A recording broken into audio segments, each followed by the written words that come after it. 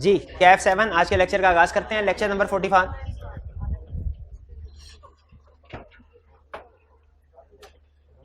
Chapter 7 चल रहा था हमारा। चैप्टर 7 का आज लास्ट लेक्चर होगा और ये लेक्चर की ड्यूरेशन भी कम होगी क्योंकि एक ही कंसेप्ट रह गया हमारा।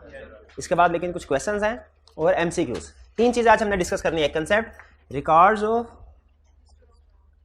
या register of mortgage and charges, फिर प्रैक्टिस क्वेश्चन की डिस्कशन करेंगे, फिर इस चैप्टर के एमसीक्यूज को अटेम्प्ट करेंगे, डिस्कस करेंगे।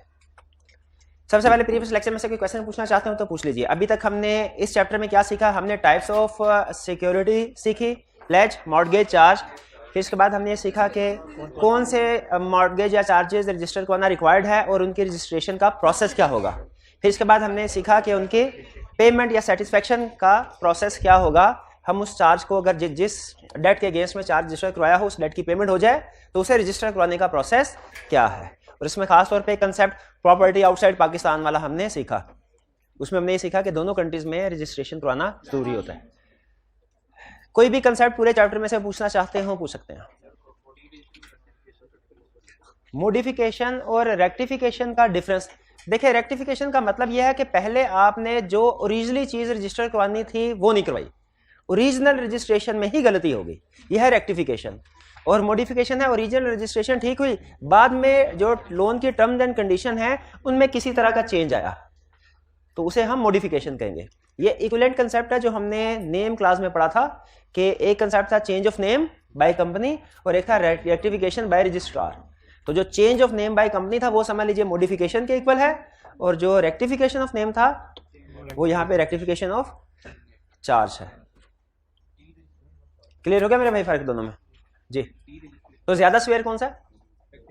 रेक्टिफिकेशन। ठीक है। और किस में कमीशन के पास जाते हैं? रेक्टिफिकेशन के केस में कमीशन के पास जाते हैं। और जैसे नेम को रेक्टिफाई करवाना हो तो उस सूरत में भी कमीशन के पास जाते थे। और नेम उस कमीशन के पास नहीं जाते। नेम में रेक्टिफिकेशन के लिए कमीशन के अप्रूवल की जरूरत नहीं होती थी, रजिस्ट्रार ऑर्डर इशू करता था। ठीक है, शाबाश शाबाश। तो ये फर्क है।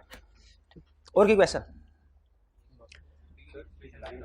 डी रजिस्ट्रेशन ऑफ चार्ज का मतलब ये है, या यूं कह लीजिए registration of payment of debt, कि जब आपने जिस सिक्योरिटी के अगेंस्ट में देखिए जब लोन लें तो सिक्योरिटीज के तौर पे चीजें रखवानी चाहिए ना, तो जब लोन को रीपे कर दे तो वापस नहीं ले लेनी चाहिए। तो यहाँ पे डी रजिस्ट्रेशन से मुराद है आपने वो जो चीजें सिक्योर करवाई थी वो वापस ले ली। अच्छा, फिजिकली चीजें हैंड ओवर नहीं की जाती, इसलिए वापस लेने का मतलब क्या है कि वो जो आपने चार्ज क्रिएट किया था रिकॉर्ड में उसको आपने कैंसिल करवा दिया। ठीक है। वो कौन सी वाली टाइप ऑफ सिक्योरिटी है जिसमें फिजिकली चीजें ट्रांसफर होती हैं? प्लेज में। शाबाश। और वो कौन सी टाइप ऑफ सिक्योरिटी है जिसमें चीजों की ओनरशिप बैंक को ट्रांसफर हो जाती है? किसी केस में भी नहीं। जिस ट्रांजैक्शन में ओनरशिप ट्रांसफर हो वो सेल की ट्रांजैक्शन कहलाती है, किसी में नहीं होती। हाँ, लेकिन एक केस है जिसमें जो चीजें सिक्योर्ड होती हैं वो उनका टाइटल, उनकी ओनरशिप ट्रांसफर हो सकती है। हाँ, ना कोई भी सिक्योरिटी अगर उसका डिफॉल्ट किया जाए तो बैंक के पास ये राइट है उसको सेल कर सकता है, उस सूरत में ओनरशिप ट्रांसफर हो जाएगी। लेकिन याद रखिए ओनरशिप ट्रांसफर होती है सिक्योरिटी के केस में एट टाइम ऑफ डिफॉल्ट। अगर डिफॉल्ट ना किया जाए ना तो ओनरशिप कभी भी ट्रांसफर नहीं होगी, कभी भी ट्रांसफर नहीं होगी। क्लियर? और कोई क्वेश्चन? जी जी पूछिए। जी। Order about cost of application में आल्सो बी इशूड, इसका मतलब क्या है? देखिए ये सिर्फ लीगल, ये कंपनी लॉ के केसेस में असूल नहीं है। ये जो लाइन एप्लीकेबल है ना, ये सिर्फ कंपनी लॉ के केसेस में एप्लीकेबल नहीं बल्कि ओवरऑल केसेस में एप्लीकेबल है, सिविल केसेस में भी और समटाइम क्रिमिनल केसेस में भी। इस लाइन का मतलब क्या होता है? लाइन उन्होंने पूछी है कि हमारे लर्निंग ऑब्जेक्टिव 7 में है order about cost of application में also be issued. Cost of application का मतलब क्या है कि जब कभी आप किसी पार्टी के खिलाफ केस फाइल करते हैं तो उसमें आपको कुछ ना कुछ अखराजात अदा करने पड़ते हैं। कुछ कानूनी फीस वगैरह, कुछ लॉयर्स की फीस होती है, वकीलों की फीस वगैरह, कुछ लीगल डॉक्यूमेंट्स प्रिपेयर करवाने पे। तो अगर एक एग्रीड पार्टी है और उसे अपना हक लेने के लिए अखराजात अदा करने पड़े हैं और एक फॉल्टी पार्टी है, ठीक है, उसने भी केस लड़ा, चलो उसका तो बनता था ना, वो फॉल्टी पार्टी है। लेकिन एग्रीड पार्टी जिसका कोई कसूर भी नहीं है और साबित हो जाए इसका कोई कसूर नहीं, तो बताइए जज को क्या सिर्फ ये फैसला करना चाहिए कि इसकी प्रॉपर्टी वापस करो? कि उस मुकदमे पे जो अखराजात हुए हैं वो भी उस एग्रीड पार्टी को मिलने चाहिए, वो भी मिलने चाहिए। लेकिन याद रखिए ये जज की डिस्क्रिप्शन पे होता है हमेशा कि as to cost of application जज क्या ऑर्डर करे। समटाइम जज ये ऑर्डर करता है कि जो कॉस्ट है वो रिस्पेक्टिव पार्टी खुद ही बर्दाश्त करेंगी, यानी जिसने जो केस में पैसे लगाए हैं उसी का खर्चा है।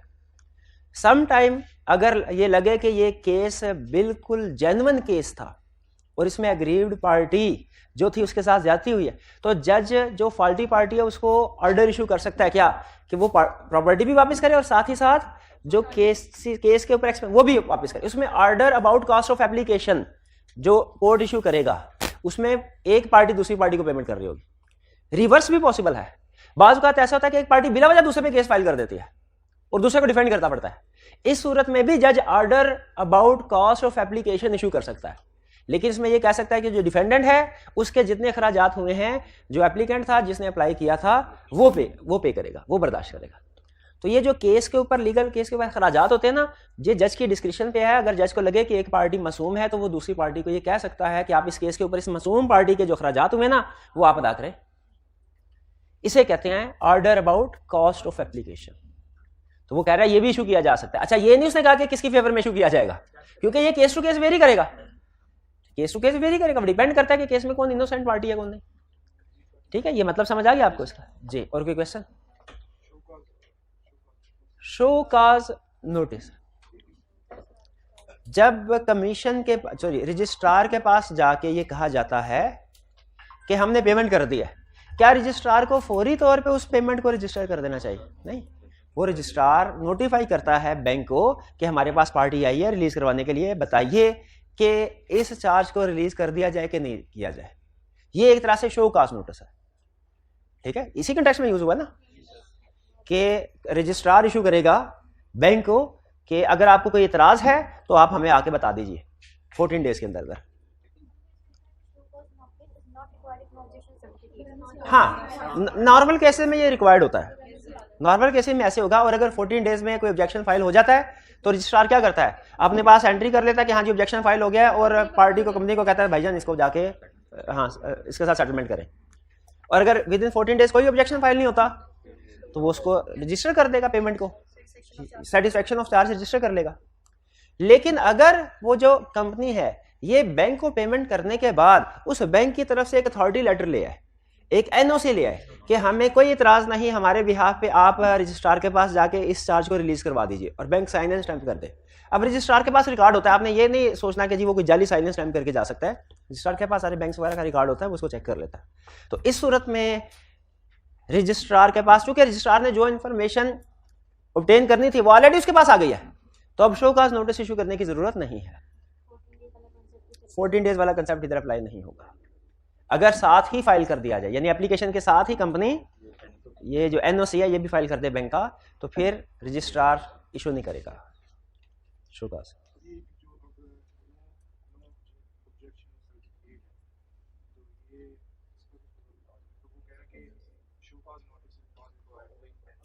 अभी यही तो बताया मेरे भाई, नो ऑब्जेक्शन सर्टिफिकेट या एनओसी एक ही बात है, एक ही बात। नहीं कोई बात नहीं। और कोई क्वेश्चन? और कोई क्वेश्चन? नहीं भाई, कोई और क्वेश्चन ना पूछ ले। अच्छा भाई, मैं ये हिसाब किताब नहीं रखता, मैं मोटा मोटा हिसाब किताब रखता हूँ कि किस चैप्टर में से ज्यादा क्वेश्चन आते होते हैं। असल में ये चैप्टर ऐड हुआ है एक अटेम्प्ट पहले, उससे पहले ये नहीं होता था। तो अगर पास पेपर में आपको उसका कोई क्वेश्चन नजर नहीं आता तो इसका ये मतलब नहीं है ये हम नहीं है, ये जब पिछली अटेम्प्ट में तो आया। अच्छा, इसमें भाई वॉल्यूम 1 में वॉल्यूम 2 में होंगे ना अगर कोई क्वेश्चन आया हुआ तो? नहीं वो आपके देखें, नहीं इनका क्वेश्चन ठीक है, इनका क्वेश्चन वैलिड है। अब मुझे समझ आई क्या पूछ रहे हैं। ये कह रहे हैं सर इसमें तो कोई क्वेश्चन ही नहीं है, प्रैक्टिस क्वेश्चन है, आई कैप की एग्जांपल है सारी, पास पेपर किधर है, इसमें से कभी क्या इसमें आज तक कभी कोई क्वेश्चन नहीं आया, ये पूछना चाह रहे हैं ना? हाँ, तो देखें कोई पास पेपर का क्वेश्चन नजर आया आपको? कोई क्वेश्चन नहीं नजर आया, तो क्वेश्चन इसके किधर ऐसा? वॉल्यूम 2 में इसके क्वेश्चन, वॉल्यूम 2 में मेरा भाई जरा वॉल्यूम 2 को खोल के देखें और आप मुझे बताइए उसमें क्वेश्चन हैं कि नहीं। उसमें आप हाँ घर में, हाँ बिल्कुल, उसको भी कभी कभी खोल के देख लिया करें ताकि आपको अंदाजा हो जाए और मैं ये बात कहना चाहता था कि आप वॉल्यूम 2 की पूछना चाहता था, बल्कि क्या वॉल्यूम 2 की प्रैक्टिस साथ साथ कर रहे हैं ना? खुदा का खौफ करें।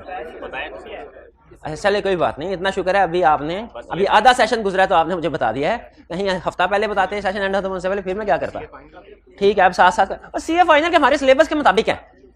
मैं अन्य वहाँ क्वेश्चन सेलेक्ट नहीं करता। आपका क्या ख्याल है? मैं कॉपी पेस्ट कर लेता हूँ बस। ये मुझे पता है इसमें कोई एक लाइन भी ऐसी आ गई ना जो आपने ना पढ़ी हुई, आपने जान मेरी खानी है, तो मैं इसीलिए जो क्वेश्चन उसमें इंक्लूड करता हूँ ना, तो बड़े ध्यान से इंक्लूड करता हूँ कि हमारे सिलेबस वाले हो, सिलेबस से बाहर कोई कंसेप्ट। तो अगर कोई सीफैब लेवल का भी क्वेश्चन है तो वो हमारे सिलेबस के अंदर है। अकाउंटिंग में आपका रूल होता है ना कि जब अगले सब्जेक्ट पे चले जाए तो अकाउंटिंग के पिछले सब्जेक्ट के टॉपिक भी एग्जामिनेबल है। ये कोई रूल है ना, अकाउंटिंग के टीचर बताते हैं, इस तरह का रूल है। 8 नंबर जितना भी आता है सिलेबस तो सारा शामिल है ना, यानी FR1 में इंट्रो का शामिल होगा सिलेबस, FR2 में FR1 का सिलेबस, ऐसे ही है ना। तो उसी तरह सीफैब के सिलेबस में कैफ का सिलेबस शामिल होता है। तो अगर कैफ के सिलेबस में से कोई क्वेश्चन उसने टेस्ट कर लिया है तो उसकी प्रैक्टिस हमें करनी चाहिए कि नहीं करनी चाहिए? कि हम कहें सीफैब का नहीं हो, सीफैब में जाके करेंगे, तो फिर पता नहीं पहुंच भी पाएंगे कि नहीं, ऐसे क्वेश्चन छोड़ देंगे तो क्वेश्चन। और वैसे भी आपको पता है ICAP का लेवल जो है वो आहिस्ता आहिस्ता बढ़ता जा रहा है। हाँ, लेवल बढ़ा रहा है, तो नेक्स्ट लेवल पे आ जाए आप। चलिए अब वापिस आते हैं भाई। और कोई क्वेश्चन तो नहीं पूछना आपने? नहीं बगा, हाँ लेक्चर का टाइम बराबर कर दिया आपने वैसे। चलिए नेक्स्ट हम कंसेप्ट स्टडी करने जा रहे हैं, register of mortgage and charges. अच्छा, एक कंपनी ने जितने भी एसेट्स पे चार्ज या मॉर्टगेज वगैरह क्रिएट करवाया हुआ है, ये सारा रिकॉर्ड सेंट्रलाइज्ड कहाँ पे मेंटेन हो रहा है? रजिस्ट्रार के पास। क्या कंपनी के अपने पास भी ये रिकॉर्ड मेंटेन होना चाहिए?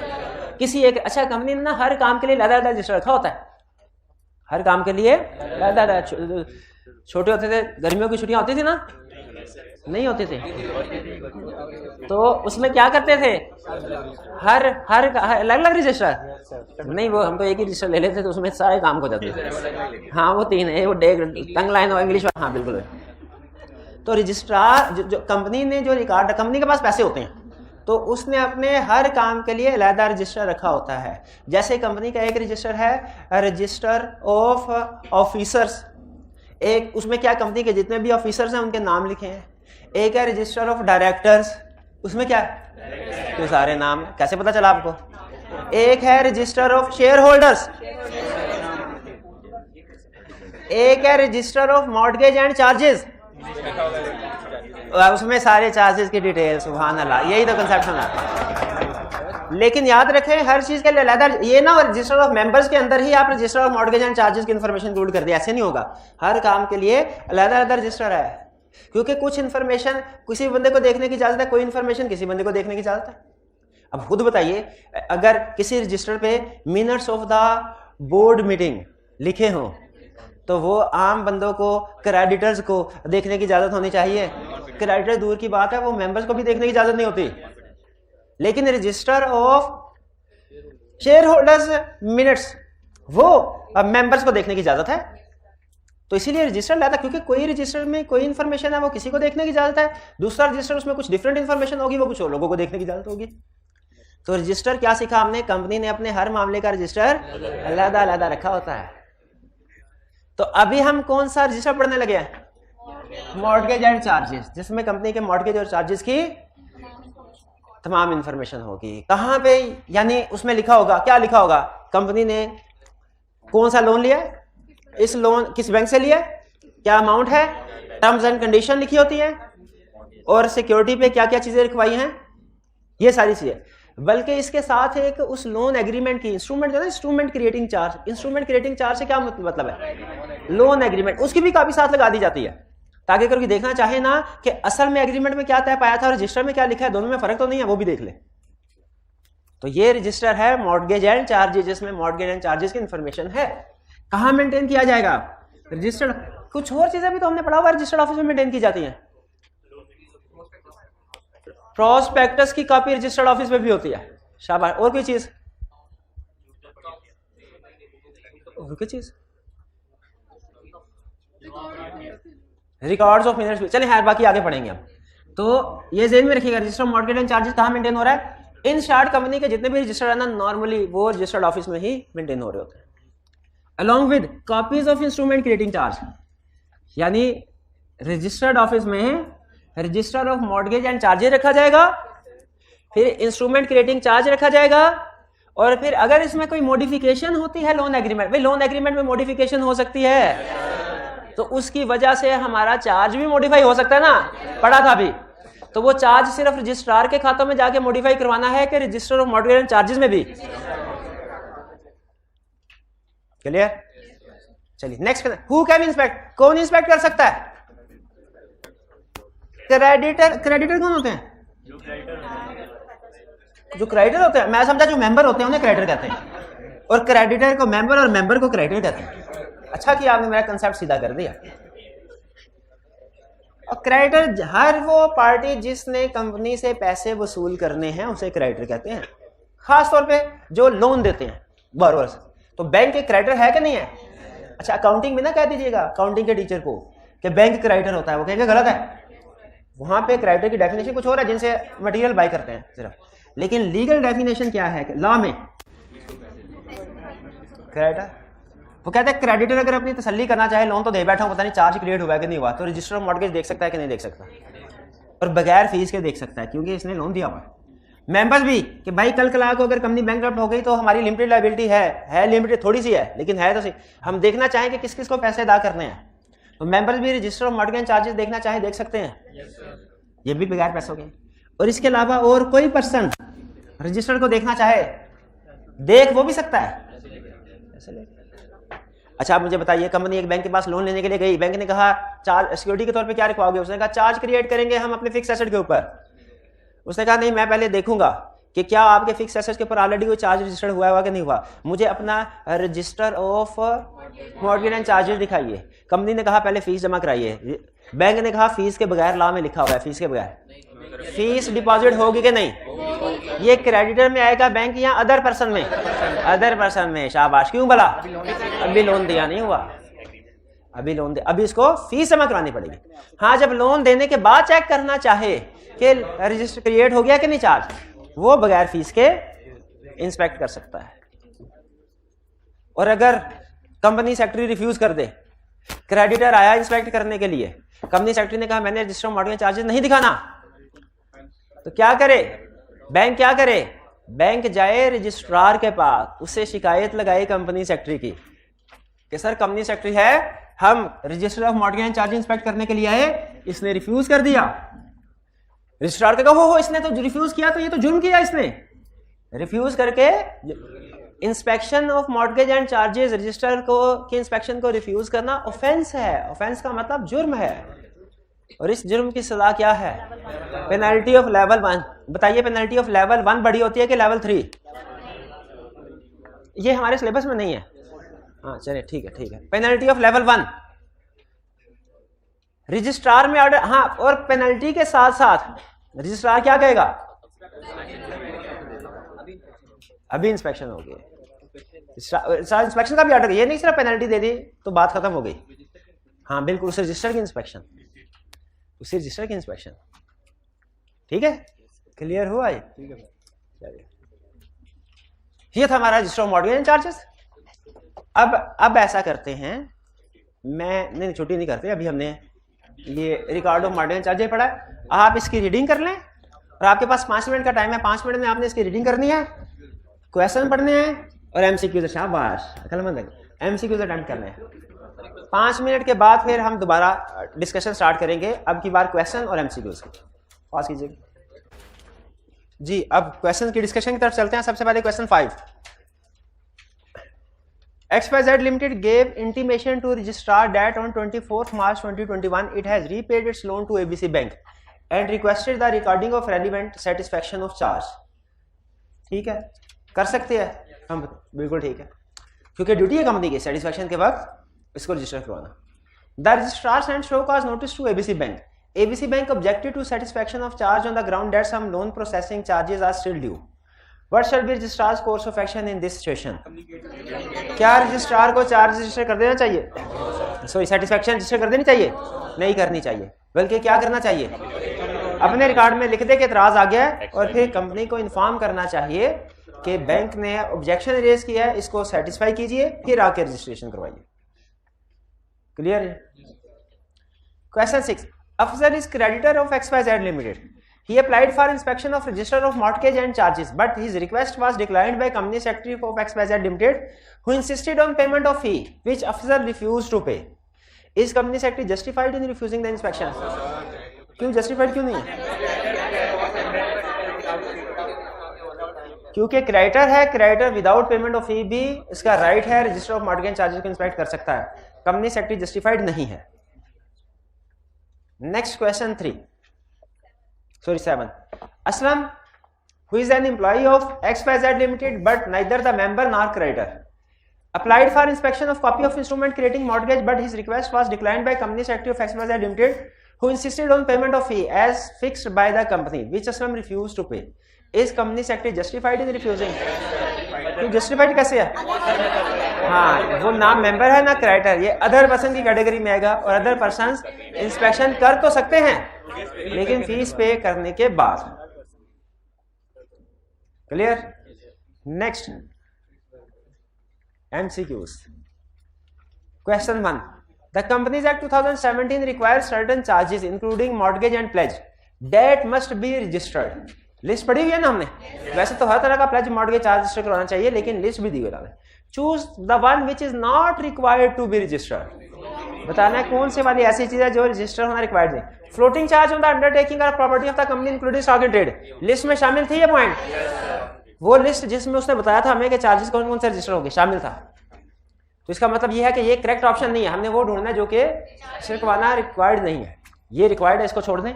A mortgage or charge on book debts of the company required है, छोड़ दे. Promissory note given to secure the payment of any, ये negotiable instrument है. शाबाश. Promissory note, bill of exchange वगैरह ये negotiable instrument है. ये रजिस्टर करवाना रिक्वायर्ड नहीं. करेक्ट ऑप्शन हुई सी. D, a charge on goodwill or any intellectual property, ये भी रिक्वायर्ड चार्जेस की लिस्ट में शामिल था. तो करेक्ट ऑप्शन हमारी हुई C. Next second MCQ. A charge was created on property of KLM Limited on 30 June 2021. What is the latest date by which such charges must be registered? 30 जुलाई. ठीक है, 30 जो 30 जून हो गया ना. तो 1 2 3 30 दिन 30 जुलाई तक. 30 जुलाई तक. बी ऑप्शन करेक्ट है. 31 जुलाई तक नहीं, 31 जुलाई तक तो 30 से ज्यादा दिन हो जाएंगे.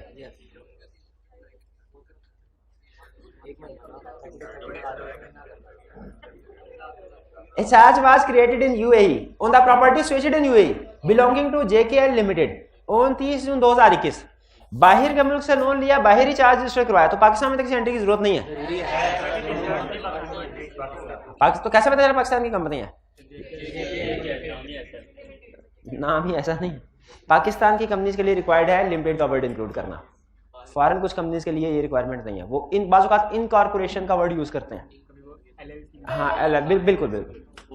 These documents posted from UAE to Pakistan take 3 days in ordinary course of post. Documents जो UAE से भेजे जाए पाकिस्तान में 3 दिन में पहुंचते हैं. What is the latest date by which such charge must be registered? 30 जून. 30 जून ही 30 दिन मजीद देने हैं. तो 30 जून के बाद 30 जुलाई होना चाहिए था, लेकिन अब 30 जुलाई में 3 दिन ऐड करेंगे. 31 जुलाई, 1 अगस्त, 2 अगस्त. तो 2 अगस्त करेक्ट ऑप्शन है हमारी B.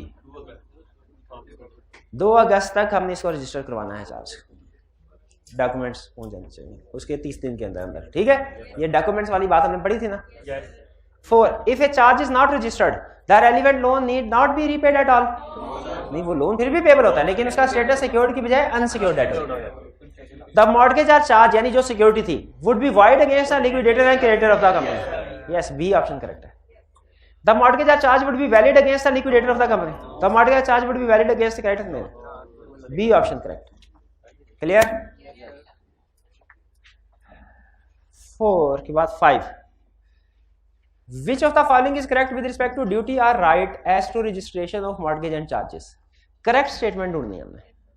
Only the borrowing company can file the mortgage or charge for registration. नहीं, borrowing भी कंपनी भी फाइल कर सकती है, lender भी कर सकता है. Only the charge holder can file the mortgage or charge for and shall bear the cost of registration. 2 गलतियां.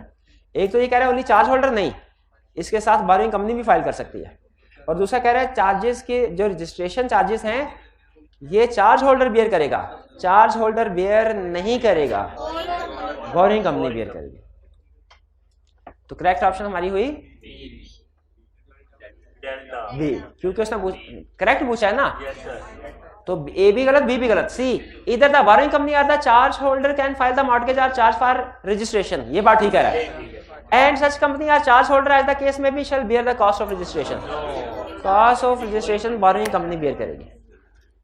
D, either the borrowing company or the charge holder can file the mortgage or charge for registration and borrowing company shall bear the cost of registration. D option correct है। Clear. Next 6, a company shall give intimation of the payment or satisfaction in full of any mortgage or charge to the registrar in the manner specified within a period of 30 days। Loan लिया हो उसको register करवाने के लिए भी 30 days है, repay किया हो उसको भी रजिस्टर करवाने के लिए 30 डेज है। तो करेक्ट ऑप्शन हमारी क्या बनी? बी।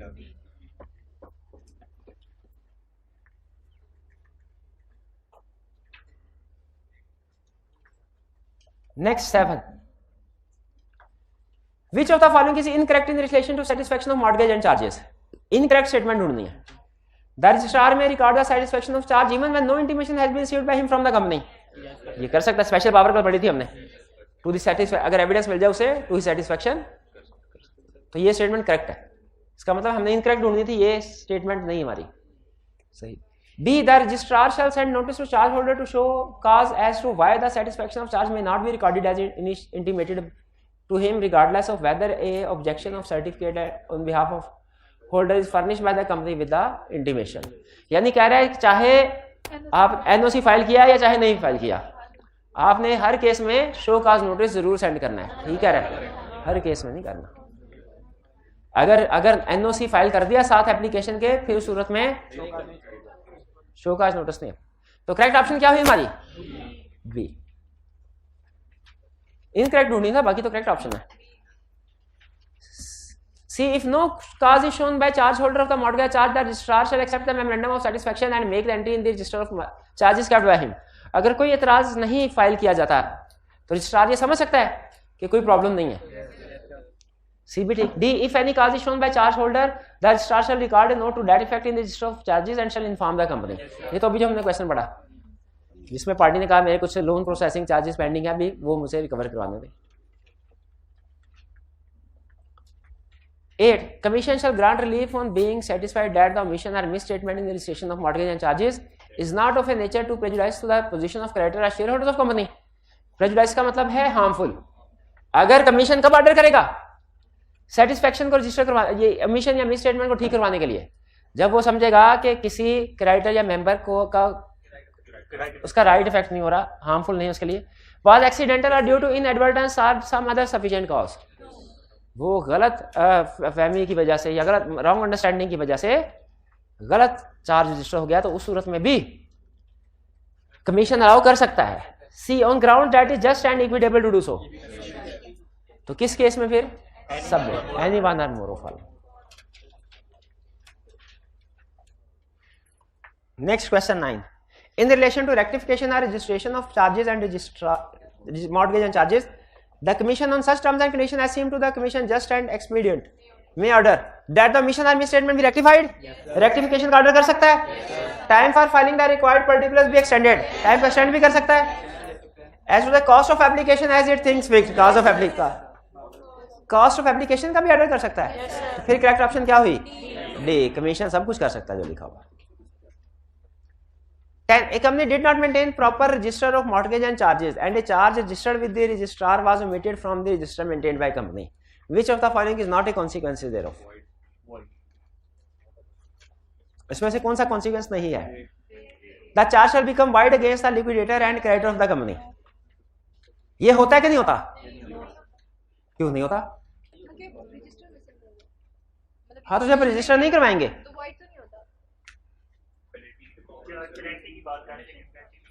नहीं, ये उसने कहा रजिस्टर नहीं करवाया, रजिस्ट्रार के पास नहीं करवाया, अपने रजिस्टर में नहीं करवाया। A company did not maintain proper register of mortgage and charges and a charge registered with the registrar was omitted. Registrar के साथ चार्ज रजिस्टर करवा दिया हुआ है, अपने रजिस्टर में वो उसकी एंट्री करना भूल गए। Which of the following is not a consequence? Charge shell become wide, charge valid है क्योंकि रजिस्ट्रार के पास रजिस्टर हो गया हुआ है। Such violation shall be an offense punishable under the act। ये ठीक है। Any officer in default shall be liable to penalty level 1 penalty, ये भी ठीक है। तो क्या ठीक नहीं है? None of the above option is correct. नहीं, ये दोनों करेक्ट है, बी और सी, ए इनकरेक्ट है। तो करेक्ट ऑप्शन ने क्या सिलेक्ट की? ए। जो ऑफिसर जिसकी ड्यूटी लगाई है वो भी लायबल होगा। चलिए, इसके साथ हमारा चैप्टर 7 कंप्लीट हो गया। प्रैक्टिस क्वेश्चन की डिस्कशन भी कर ली हमने, एमसीक्यूज भी डिस्कस कर लिए। कल इंशाल्लाह नया दिन, नए चैप्टर, फ्रेश माइंड के साथ हम स्टार्ट करेंगे। ठीक है, चलिए आज का लेक्चर यहाँ खत्म करते हैं हम। अल्लाह हाफिज।